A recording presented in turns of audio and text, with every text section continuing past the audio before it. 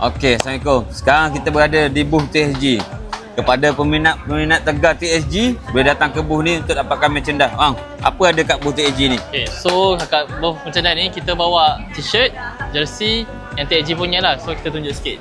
Sini kena nampak lah.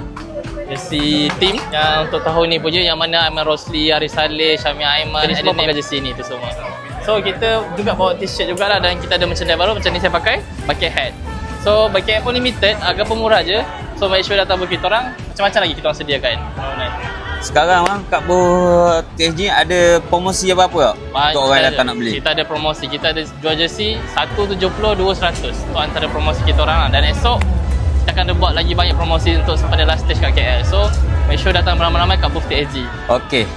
Macam ni esok last day TSG. Macam ada orang nak beli t-shirt, ada orang nak beli jersey, boleh dapat tanda tangan rider sekali tak? Boleh. Macam Aiman Rosli, Haris Saleh. Boleh.